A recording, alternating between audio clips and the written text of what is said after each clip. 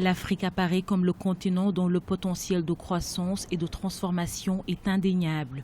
L'Union africaine insiste sur la nécessité pour l'Afrique de se doter d'institutions fortes et de politiques adaptées face à la croissance économique qu'a enregistré le continent au long de la dernière décennie. Des mutations sont nécessaires pour que cette croissance se traduise enfin par une véritable amélioration des conditions de vie des populations.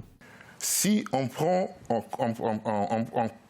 l'État et qu'on met l'État en bourse comme une société appartenant à tous les citoyens, en donnant aux citoyens les actions de l'État, des actions sans droit de vote pour des questions de souveraineté, effectivement, on se retrouvera dans une situation où, comme tous les propriétaires des entreprises privées, même le citoyen le lambda va être aussi traité en économie comme une personne détenant des actions d'une grande société qui est l'État. Je vous assure, cela change tout en économie dans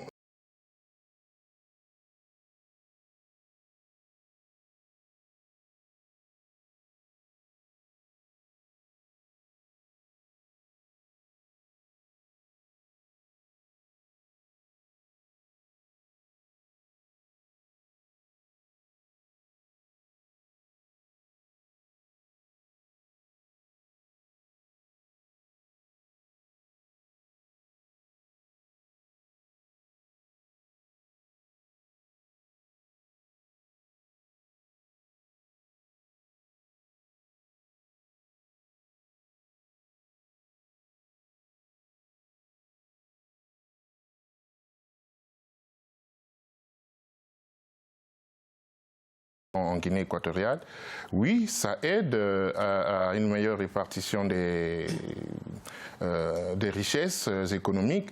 Ce qu'il faudrait savoir, c'est que le plus gros des recettes pétrolières d'un pays comme la Guinée équatoriale est visible dans les investissements massifs qui ont été réalisés dans ce pays.